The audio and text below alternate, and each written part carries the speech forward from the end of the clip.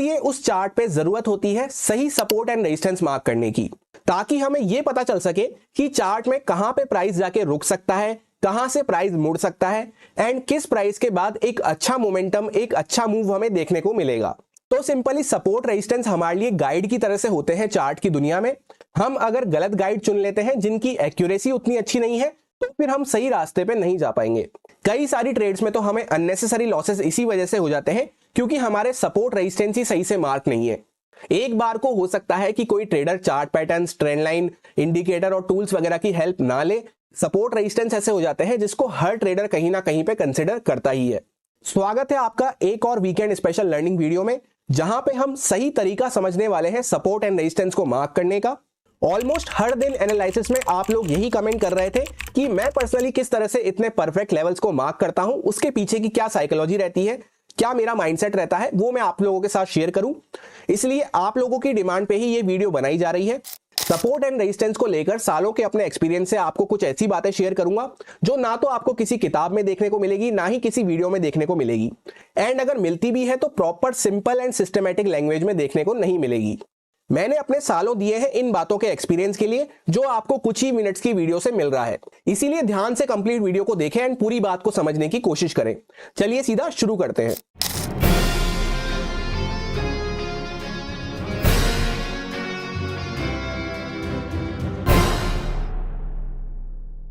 जितना भी डिस्कशन रहने वाला है वो सब निफ्टी बैंक के चार्ट पे रहेगा। जैसा कि वीकेंड हमें देखने को मिल रहा है तो अपकमिंग मंडे के लिए, अपकमिंग वीक के लिए किस तरह से मेरा कंप्लीट एनालिसिस बन रहा है, उसमें क्या इंपॉर्टेंट लेवल्स निकल के आ रहे हैं, क्या इंपॉर्टेंट लेवल्स को मैं मार्क करने वाला हूं, वो सभी मैं आपको यहां पे इस वीडियो में शो करने वाला हूं। एकदम रॉ वीडियो ये होने वाला है। जो भी लेवल्स मैं मार्क करूंगा उनके पीछे की क्या मेरी साइकोलॉजी है, क्यों मैं उन लेवल्स को मार्क कर रहा हूं, एंड साथ ही साथ अपने कुछ एक्सपीरियंस पॉइंट, कुछ प्रो टिप्स आपके साथ डिस्कस करता हुआ जाऊंगा, जिससे कि एकदम रॉ तरीके से आप ये बात समझ सके कि किस तरह से मैं अपने लेवल्स को मार्क करता हूं।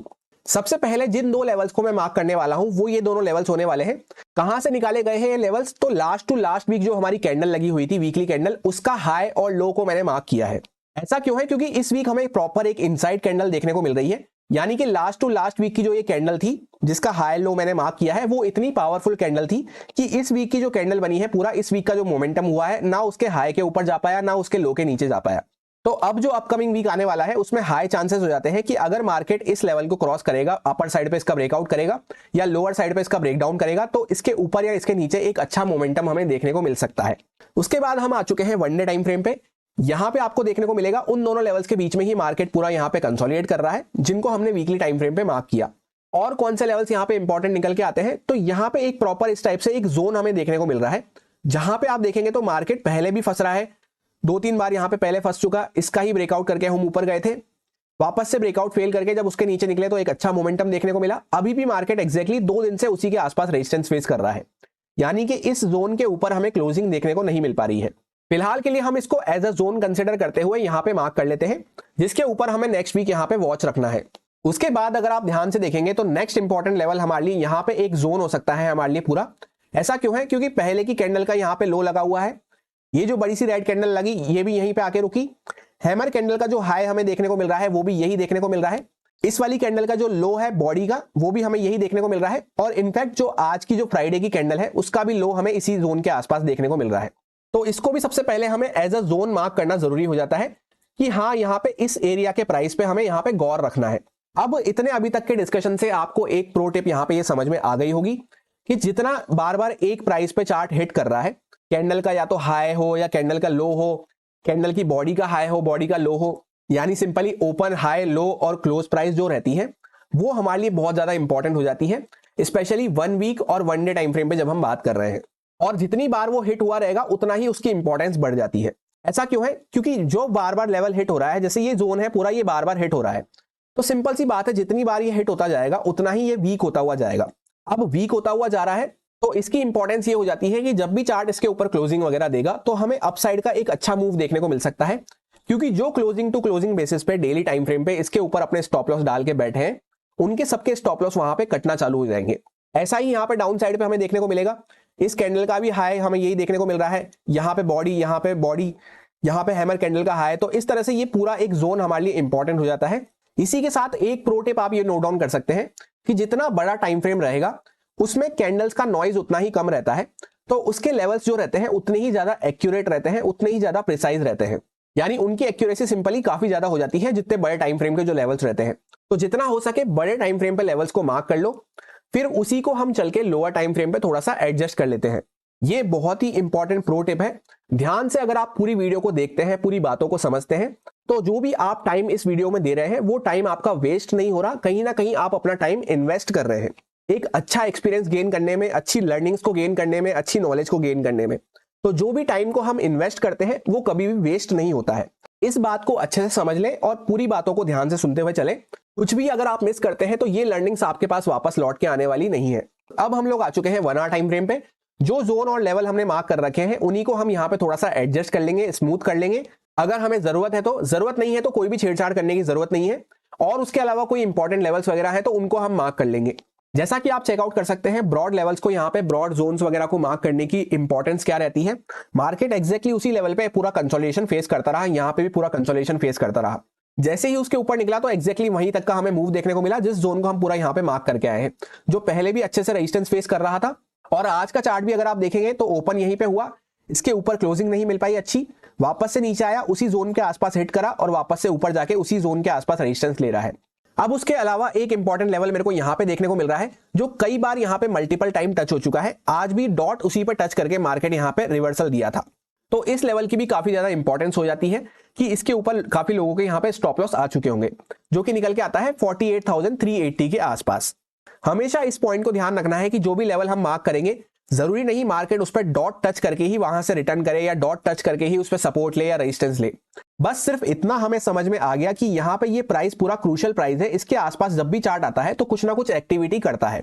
जैसे यहाँ पे देखेंगे पहले पूरा दिन कंसोलिडेट करता रहा पर उसके नीचे नहीं आ पाया, अगले दिन पहली कैंडल के साथ उसको ब्रेक डाउन कर दिया बड़ी सी कैंडल के साथ, तो फिर उसके ऊपर नहीं जा पाया, यहीं पे बार बार उस पर हिट करके बार बार यहीं पे इस तरह से रेजिस्टेंस फेस करता रहा। फिर वहीं से एक अच्छा फॉल हमें वापस से देखने को मिला। उसके बाद आज जाके पहली बार यहाँ पे चार्ट ने उस पर डॉट हिट करा तो वापस से आज यहाँ पे एक रेजिस्टेंस हमें देखने को मिला। तो मतलब कुछ ना कुछ बात है इस लेवल के आसपास प्राइस में, कोई ना कोई ऑपरेटर, कोई ना कोई यहाँ पे पार्टी बैठी है डिमांड सप्लाई क्रिएट करने के लिए। इस तरह से हमें लेवल्स को ट्रीट करना होता है, तो इसको हम इस तरह से मार्क कर लेंगे। उसके अलावा कोई इंपॉर्टेंट लेवल हमें दिख रहा है तो उसको हम मार्क कर लेंगे। जैसा कि यहाँ पे एक इंपॉर्टेंट लेवल हमें देखने को मिल रहा है जो कि निकल के आता है रफली 500 से लेकर 480 के आसपास, क्योंकि पहले ये कैंडल का यहाँ पे बॉडी लगी हुई थी, उसी लेवल के आसपास आके चार्ट ने डॉट हिट करके इसके ऊपर जाना चालू किया है। अब एक और प्रो टिप आप यहाँ पे नोट डाउन कर सकते हैं। काफी सारे लोगों के मन में डाउट बना रहता है कि जब भी हम लेवल्स को मार्क कर रहे हैं तो क्या हमें कैंडल की बॉडी को कंसिडर करना चाहिए या फिर कैंडल की विक को कंसिडर करना चाहिए। वैसे तो ये कंप्लीटली डिपेंड करता है कि आपकी ट्रेडिंग स्टाइल किस टाइप की है, पर्सन टू पर्सन ये डिपेंड करता है। मैं पर्सनली किस तरह से मार्क करता हूं, तो सबसे पहली फर्स्ट प्रायोरिटी में देता हूं कैंडल की बॉडी को। उसी के साथ साथ अगर मेरे को इनलाइन होते हुए यहां पे कोई कैंडल की विक वगैरह मिल जाती है तो उस लेवल पे मैं डबल कंफर्मेशन दे देता हूं। जैसे यहां पे भले ही विक टच हो रही है, यहां पे बॉडी टच हो रही है, तो मेरे लिए ये डबल कंफर्मेशन वाला लेवल हो गया यहां पे। पर अगर मुझे चूज करना रहा बॉडी या फिर विक में से, जैसे यहां पे आप देख सकते हैं कि यहां पे एक कैंडल की विक है और यहां पे आसपास इसकी बॉडी देखने को मिल रही है, तो मुझे अगर चूज करना रहा कैंडल की विक या बॉडी में से तो मैं हमेशा यहां पे बॉडी को प्रायोरिटी देता हूं। उससे भी एक बेटर अप्रोच हो जाती है कि काफी सारे पॉइंट्स वहां पे कनेक्ट हो रहे हो, भले किसी की विक टच हो रही हो, किसी की बॉडी टच हो रही हो, फिर किसी की विक टच हो रही हो, पर काफी सारे पॉइंट्स यहां पे सेम लेवल के आसपास देखने को मिल रहे हैं। तो हमें इससे कोई भी लेना देना नहीं है कि वहां पे बॉडी टच हो या फिर विक टच हो। हमें ये समझ में आना चाहिए कि यार ये प्राइस जो है ये क्रूशियल प्राइस है।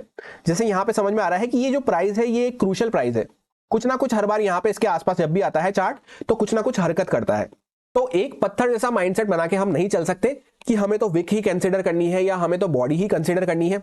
अब जैसा कि आप देख सकते हैं यहां पे हमने जब पूरा जोन मार्क करा इस तरह से, तो कभी यहां पे विक टच हुई, कभी आप उसके बाद देख सकते हैं बॉडी टच हो रही है कैंडल की।